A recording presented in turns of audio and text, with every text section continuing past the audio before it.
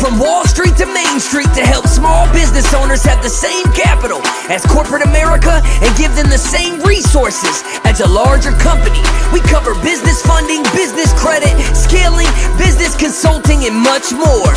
Check out the website at shieldadvisorygroup.com. Welcome to the show, The Liquid Lunch Project. Hey, what's up, everybody? Welcome back to another episode of the Liquid Lunch Project. I am Matthew R. Meehan alongside my partner, the Professor, Luigi Rosabianca. What's going on today, Lou? Matt, we have one of your Irish brethren today, Liam Naden. And Liam Naden is going to teach us and all our fellow entrepreneurs in the audience how to use our brain properly, because apparently we've been doing it the wrong way. Liam, welcome to the Liquid Lunch. What are we doing wrong? Hi, guys. How can we use our brain properly? Well, thank you very much for having me on the show. Yes, I'd love to share with your audience how the brain works. So let's start, Liam. So what exactly is a neuro state balancing specialist like yourself? Well, I'm somebody who really understands or is trying to understand how the brain actually works. Because can I just explain about the brain? I mean, we all have this idea about our brain and we go, oh, yes, our mind, our brain, what's the big deal? But here's the really interesting thing. If you pull things back to the most basic level about who you are and what your purpose is, doesn't matter what you think you are partly at least a biological being. You live in a biological body, you're part of the human race, which is a biological species. And you're surrounded by life on this planet. So we live in a living world. We are a living being. And as such, we have a biological purpose. And if you ask any biological scientist, what is the purpose of life, including human life, it has only one biological purpose, and that is to survive and to thrive. And of course, the greatest chance any organism has of surviving is when it's being its best. When it's its strongest, healthiest. But when it comes to humans, being our best so that we have the greatest chance to survive biologically, which is the reason we exist biologically, or how we're wired biologically, that doesn't just mean being healthy and strong. It also means being mentally and emotionally your best. That means feeling good, being resourceful, being creative, being excited. So that is actually your biological purpose, is to be the best that you can be. And we've been given this tool, this machine, like all of nature has, to make sure that happens. And we haven't just been thrown in the deep end and said, well, good luck. We've been given all the machinery to ensure that we have the best chance of surviving, the best chance of being the best that we can be. And of course, what that machine is, what that tool is our brain. And we share this in common with all more complex animals. They have brains as well, but we have a brain. So in a very real and practical sense, your brain is a machine that's designed for only one purpose, and that is to make you the best that you can be. And that means the best physically that you can be, so you have the greatest chance to fight against disease or enemies or attackers and heal from injury. We all know you do that better when you're at your best health-wise. So your brain is trying to do that for you, and it's also trying to make you the best you can be mentally and emotionally, because when you're feeling good, as you know, as an entrepreneur in business, when you're feeling good and things are going right, that's when you come up with great ideas. That's when everything's clicking, you're the most productive and resourceful and you make the biggest impact. So the beauty is when you realize that your brain is a machine designed specifically to have you live your biological purpose, being the best that you can be, which means successful, happy, enjoying your life. It also means one of two things. Well, one thing it means is, or it points to, is the question, why do I have problems then? Because, I've been an entrepreneur virtually all my life. I've had 18 different businesses. And a lot of the time I used to have stress and problems with my business on a daily basis. And it got to the point where I thought, well, problems and stress, that must be natural. That's a natural part of success. If you want to achieve a lot, you have to overcome a lot of obstacles. You have to overcome challenges, and you have to struggle and fight and achieve more through hard grit, determination, feeling stressed a lot of the time. But if you think about it from a biological perspective, one of two things comes to mind. One is, what benefit biologically do problems have for you? What benefit does stress and anxiety, which is what problems create, how does that benefit you on a biological level? And there is no benefit biologically, because when you feel stressed, science is increasingly discovering this. Stress is the cause of disease, most disease, if not all of it. And I'm sure your listeners would agree, stress is also the cause of you making bad decisions in your business and in your personal life, doing the wrong thing. And I know for me, a lot of my business life, stress was created by trying to clean up messes from decisions I should never have made in the first place. You know how it is, you think, I'm not sure if that's the right thing. I'm not sure if I should employ that person for that job, or if I should sign that deal, or if I should even personally be in that relationship with that person. But you ignore that little voice and you go, I'm going to make it work. I'm going to bust through and do whatever it takes to achieve that goal of making it work. And I know for me, when I had salespeople, I used to spend all my time working with the bad ones, because I was trying to fix all the problems. And I was where I should have been spending my time with the good ones, if I had any sense. But when you're in that stress state, you're not being the best that you can be. You're not making the best decisions. You're not creating the best business for yourself or for anyone else. You're not creating the best life for yourself. So problems actually not only don't have any biological purpose, because they don't help you survive or thrive, but it turns out that problems are caused by, just like with any machine, when you have a problem with a machine, what causes the problem? You're not using it right. That's the only reason you have a problem. When you have a car, a car is a machine, and you know exactly what it's designed to do. It's designed to get you from where you are to where you want to go, and you know it's going to do that. That's what it's designed for, and it's going to do it without any stress. It's going to be predictable, inevitable, with the most efficiency, and you're going to enjoy the ride. You're going to enjoy the experience. But if you get in a car and things are going wrong, you've got to say, I'm using this machine in the wrong way because I don't know how to drive it. So if you don't know how to drive a car, you're going to have the handbrake on, and you're going to have the accelerator and the brake pedal on at the same time because you don't know how to drive it. And that's what creates problems. And it's exactly the same with our life. And it took me a long time to figure this out. And in fact, it took me the experience of losing everything that I had, going from being a multimillionaire to becoming homeless, before I finally started to figure this out, that we have this machine, it's designed to make us the best that we can be. And if we're not, if we have problems, if we have stress, it's because we're using it the wrong way. And all we need to do is figure out how to use it the right way, which has actually been taught to us by religion and various other sources, but we've never interpreted it the right way. But once you start using it the right way, your life goes in a different direction. Liam, the analogy you gave to the humans in this ecosystem that is Earth makes total sense. But within the life of a human, especially that of a business owner, there are daily tugs and pulls in multiple directions. Can you help maybe get a little bit more granular in some tricks that we can use to separate the wheat from the chaff? Like, how do we know what is taking up too much of our precious time and where we should maybe allocate our cranial resources better? Maybe I could give you a quick rundown on how the brain works, because there are 4 parts to the brain. And I think that will clarify for people what they're doing wrong and what they need to do differently. Because this is the problem, isn't it, as a business owner? You do have all of these things coming at you, and it's very hard to see the big picture. And I know I used to spend a lot of my time, as I say, just dealing with problematic situations where I would, when the good things that really made a difference to my business, they were like unusual things. It's like I was struggling most of the time, and sometimes things worked. So you want to flip it on its head. You want to be in business, living and creating your business where most things are working. And you can do that. Your brain is designed to do that. Your brain is designed to make sure that you don't have stress and problems in your life. And I know that sounds hard to believe, but I've been on both sides of the fence, so I know this is true, and I know now how it works. So what I could do is just explain how the brain, or the 4 parts of the brain, and how they're designed to work, and I think this will make it clear to people. And of course, I've been researching this for quite a while, and there's all sorts of technical explanations and terms about how our brain is. But I've simplified it into a model that we can all understand, because just like with a motor car or another machine, you don't need to know the technical name for every wire and every little gadget.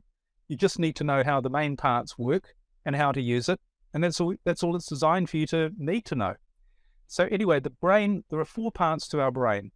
The first part, and this is in no particular order, the first part is what I call our thinking brain. So this is the part of your brain that's on the top of your head. And what this part of your brain does is it gathers in every second of your life, every bit of information that comes to you from your environment through your 5 senses and your thoughts. So everything you hear, smell, taste, see, touch, and even in every thought or idea that you get, that comes into your thinking brain and it's processed there and it's stored. So the thinking brain is literally like a big library or database of all of the information that you've gathered in your life. That's what it is. The second part of your brain is the emotional brain. And obviously, we know what this means. This is the part that's responsible for how you feel. This creates your emotions. So it's what creates your emotions, from everything from feeling gratitude, excitement, joy, love, right through to, entrepreneurial curse, stress, stress, anxiety, fear, worry. It's all produced by your emotional brain. That's what it's responsible for. The third part of your brain is your survival brain. And this is actually at the back of your head, located mainly in a part called the brain stem. And what this part does is this looks after everything to do with your survival, everything you need to survive on a daily basis. And of course, that includes all of your automatic functions like your breathing, your heart beating, all of your organs functioning, all of those sorts of things. It's all managed without you having to think about it, obviously, by your survival brain. But there's one other aspect of your survival that is vitally important, and which is also managed by your survival brain, and that is on the very rare, and it is increasingly rare, occasion where you are faced with an immediate threat to your survival or something that can harm you physically right here, right now. What your survival brain does is it recognizes that. Well, actually, the recognition comes from another part of your brain, actually your emotional brain. But your survival brain kicks in this thing which we might have heard of as the survival reflex or the fight, flight, freeze instinct. And what it does is it takes all of the resources from everywhere else in your body and actually in the rest of your brain, because your brain uses up more energy than any other organ in your body. It takes all of that energy and directs it towards removing that immediate threat or danger. So if you can think back to prehistoric times, the lion you're walking through the forest, the caveman's walking through the forest, and the lion jumps out. And what happens? The brain says immediate danger, and the signal that it says to you that you are facing an immediate danger is it creates fear in your system, in your emotional system. And fear is the signal to your survival brain that you are faced with an immediate threat or danger and you have to react. So if it's the lion, you're going to run away or you're going to shout for help or stand and fight or do something. You're just going to react. You're not going to think about it. And this is the beauty of this part of your brain, is this is the survival reflex, if you like, to deal with an immediate threat or danger. And that's what it's there for. So that's the survival brain, all to do with your survival. But the fourth part of your brain, science has only more recently started to look into this and research it and find there are actually places in your brain where this is located. And this is what I call the creative brain. So your creative brain is responsible for everything to do, literally, with giving you this life, making you the best that you can be. So this is where your creativity comes from. It's where you get new ideas. In business, you go, I've suddenly thought of a good idea. That's a better way to solve that problem. Or you get a gut feeling and saying, that's the right decision for that, or whether to do it or not. This all comes from your creative brain. We know this isn't from our thoughts, because if you compare it with creative people, maybe writers or even, say, composers of music, they often say, I just heard the music and I wrote it down. I don't know where it came from. Somewhere. This is all your creative brain at work. This is where your motivation also comes from. It's why you feel, when you're feeling creative, you feel motivated, you're productive, you get a lot more done and a lot more of the right things done. And the other really interesting thing about the creative brain, because remember I said it's designed to manage you to be the best that you can be. And it's incredibly powerful, your brain. It has the computing power of 500 trillion computer microprocessors. So it has all of the ability, not just to make you the best that you can be inside, but to manage your environment. And things that on one level we would call luck, coincidence, synchronicity, good fortune, This is all managed by our creative brain. And I really found this when I started to tap into this part of my brain after I lost everything, which I hadn't before, is that new opportunities showed up for me in business and personally. New people, new ideas. I had someone come in I hadn't seen in 30 years once and say, oh, we've got this opportunity to do something. This was when I was broke and homeless. And all of the people I needed to get that thing off the ground, that business, they all just showed up like magic. Well, it was magic. It's my creative brain working. So this is what your creative brain does. It has the power to make sure that you live the best life that you can be. Being resourceful, being creative, imaginative, making the right decisions, avoiding making the wrong decisions, seeing the big picture about your life and what you need to do in any particular area, including your business, and also make sure it creates the right external environment for you. But here's where people go wrong, because the way you're supposed to live biologically is you're supposed to live in that state all of the time. And of course, in that state, you're feeling good. You're feeling great because your brain is activating that state by saying your environment is good, your environment is safe, carry on. And you get good feelings, it activates the creative brain, and you do all of the right things, and life flows. Sometimes we call it being in the flow or in the zone. This is what it is. So you're supposed to live like that. But there's only one time you're not supposed to live like that, and that is when the lion runs out at you from the forest. So here you are operating from your creative state, your brain bringing you everything you need to be the best that you can be so that you biologically fulfill your purpose to survive. But every now and then a lion's going to run out at you from nowhere. And then what happens?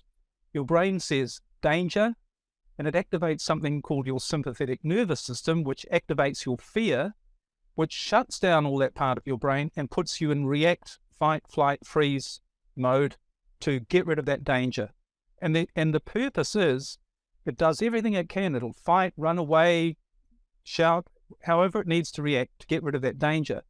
And then it sends a signal back to your brain, right, danger is gone, go back into being your thriving creative state, your natural state, to being the best that you can be.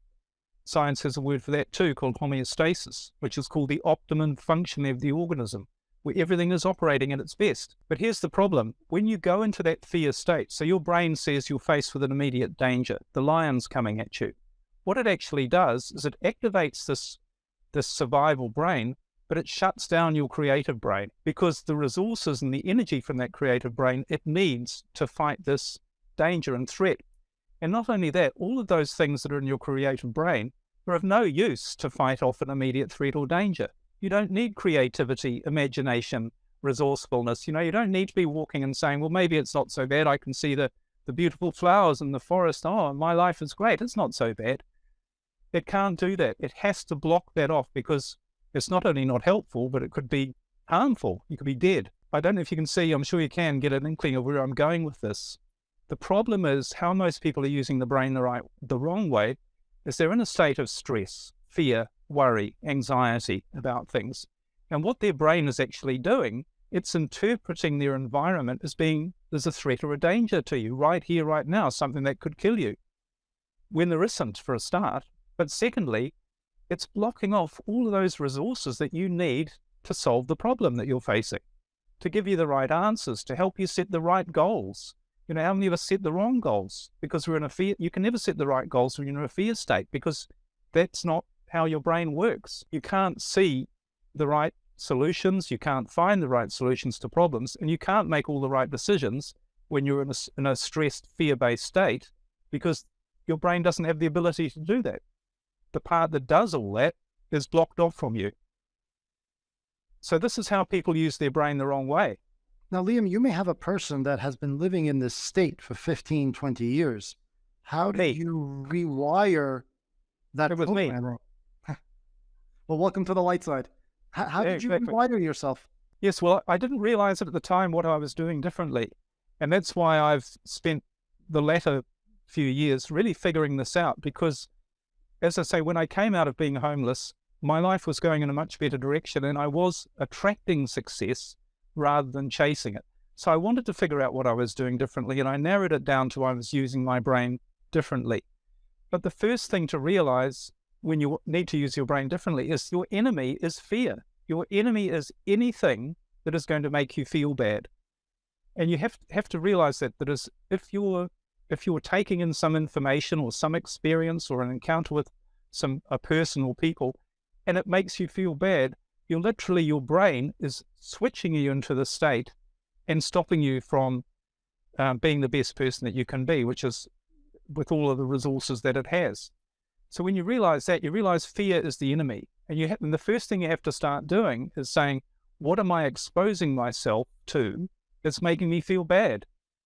And it really doesn't matter what it is. It's a bit like if someone gave you a glass of hydrochloric acid and said, drink this and I'll give you $10 million. And you say, well, no, I know that's poison.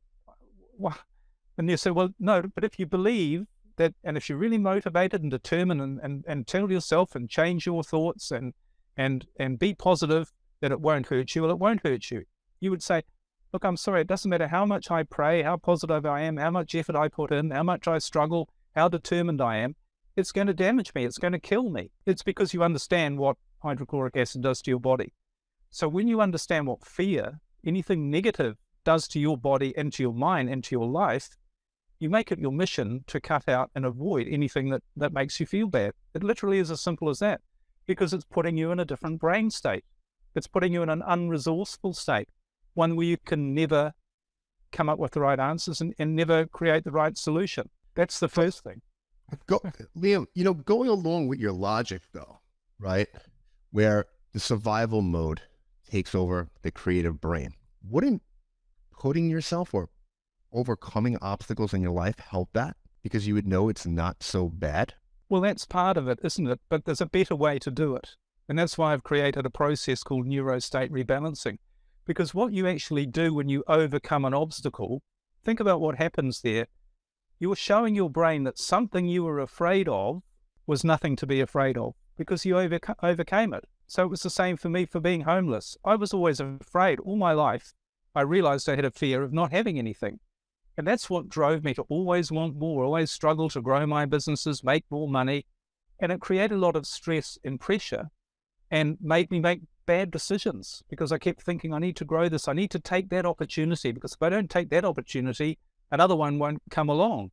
I need to, work everything out and make it all happen and push, because my brain was afraid that I was saying, if you don't struggle, if you don't push harder, no matter how much you've got, you could end up with nothing. And that's what it was afraid of.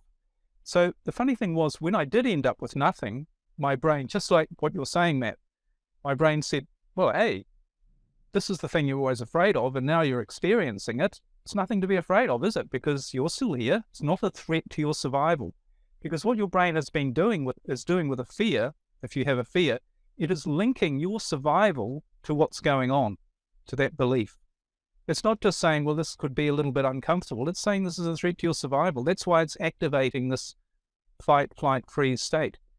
But there's a better way to do that. So we can say there's a benefit to overcoming obstacles. But the benefit is you're training your brain, or you're giving your brain an opportunity to see that the thing you were afraid of is not worth being afraid of, because you've experienced it. But the problem with that, if you think about it, wouldn't it be nice for your brain to know the difference without you having to experience it, without you having to go through all that struggle, for your brain to realize there was nothing to be afraid of all along? And that's why you can retrain your brain to see the difference, which is what I do with neuro state rebalancing. That's what that does.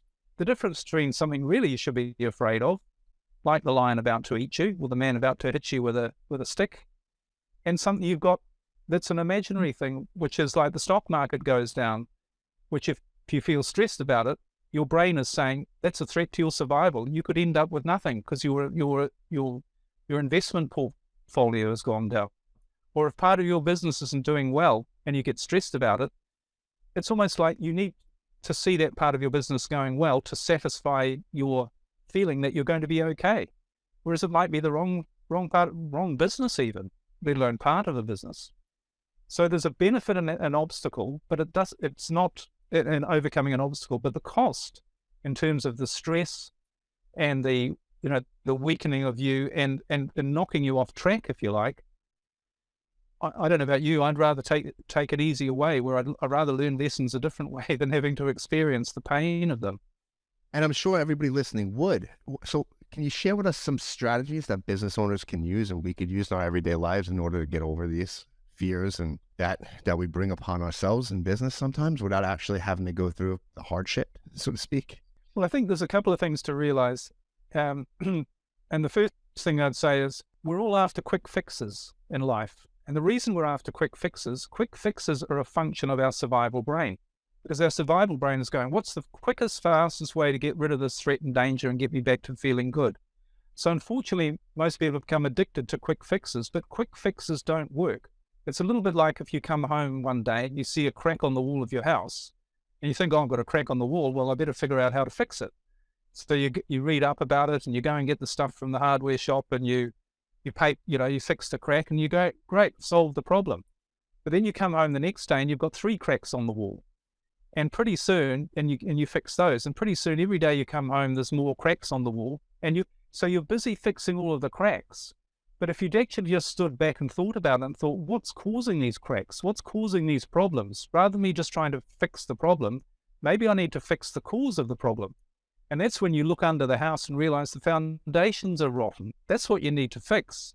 But fixing the foundations takes a bit more work. It's not a quick fix. You need to analyze what's going wrong, why they've gone wrong, and what to do about it. And it's a bigger job. But the beauty is it's a permanent solution. Once you've actually done that, then you can actually go on and enjoy living in the house rather than coming home and fixing cracks in the wall all day. So while it's tempting to think there's always a quick fix, it's the same with driving a car. If your teenage son came along and said, can I drive the car to a party tomorrow night? And you as your father, said, well, no, you don't know how to drive. Oh, but that's all right. Just give me a quick lesson on how to make it work and 5-second a tip on how to get the car going. And then I'll learn how to do it later or whatever. I just want something now so I can get to the party tomorrow night. So that's not how it works. You have to learn that. There is no such thing as a quick fix to drive a machine the right way. So there are things you can start doing. And the most important thing is what I just said earlier. You've got to control that input. You've got to turn off the news. You've got to, end that conversation with somebody who's negative.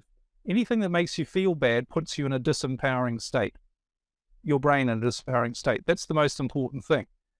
And when you've done that, when you've really started controlling all the input that's coming in and you're not feeling bad so often, then you need to get inside and say to you and teach your brain the difference, because it's not you. You know that a bomb dropping in on the other side of the world is not going to kill you, but your brain has made that association. So you need to teach your brain to see the difference between that threat and a real threat and an imaginary one. And the beauty is once you do this, once you start living like this, your life really does flow. It's a lot better, and you find you make far better decisions. And instead of trying to get more information on how to do something and thinking you need more information, we're drowning in a world of information. What we're lacking is understanding. So you can get to a stage where things actually work because maybe your brain is infinitely powerful. Your brain knows more about you than you think you know about yourself. So why not let it do its job? Why not as we let the car take us somewhere comfortably, we don't get out every 5 seconds to check the engine is still right and that things are going right. We just know it does its job because that's what it's designed to do. And it's the same with the brain. Liam, we really appreciate you being here. We want to be respectful of your time. You've done so much already. I mean, you had 18 businesses. You're on this journey for a year on a sailboat around, which is amazing as well. You're running programs. You're helping other small businesses out there with, getting their head right, rewiring their brain. I love it. What's next on the horizon for you? Well, the great part of it on the horizon, very nice sailing term there. Congratulations. No, the great thing is when you use your brain the right way, you don't have, and I don't, and I haven't for a long time, had any specific goals. I just know my brain. Why would I limit myself by setting a goal? My brain is, all of the things I'm doing now, I've been living on a boat for 7 years, just this particular one for 1 year, but before that, sailing boat. I never had that on any goals list in my life that I'd be living on boats and traveling around Europe. So, and I've spoken to a number of very successful people who all agree with me and who all say the same thing, that a goals list actually limits you. But if you use your brain the right way, It's going to bring you on a moment by moment, day by day basis, everything you need to thrive, to be your best. You just need to relax, use your brain the right way, and enjoy the ride. That's what we're here for. We're here to thrive. We're not here to struggle. That's not natural. That's not the way the world biologically works. So that's the short answer. What's on the horizon? Liam, I love it. I hope that Why makes don't you tell the audience where they can find you, get in touch with you? Because I'm sure a lot of the people listening right now are going to have some questions and they're going to want to get in touch with, all four sides of their brain, and you can help them do that. Sure. Well, everything's on my website, liamnaden.com. I have a coaching program about how to use your brain the right way. We also have a podcast actually called Using Your Brain for Success. And that goes into a lot more detail about how your brain works. Because, I used to be so frustrated as an entrepreneur when things weren't working. And I thought, this is not what I got into being an entrepreneur for. I didn't set up my own business to be a slave. Sometimes it'd be easier to go and work for someone else than put up with all the stress. That's not what what our life's designed to be. So that's what I find so powerful about getting your brain to use your brain the right way is you are so much more productive, and you end up doing the things that you're here to do and that you really want to do, rather than just being bogged down by problems. So understanding the brain, it's all there on my website, liamnaden.com. Guys, go check out Liam's website. He can help you rewire and get everything that you want out of life. Liam, before I let you run, describe yourself in one word for the audience. Grateful. I love that. And that's a wrap, everybody, of the Liquid Lunch podcast. We'll see you on the next episode. Thank you for listening to the show. And make sure you subscribe, leave a review, and share it with a friend. We'll see you on the next episode of the Liquid Lunch Project.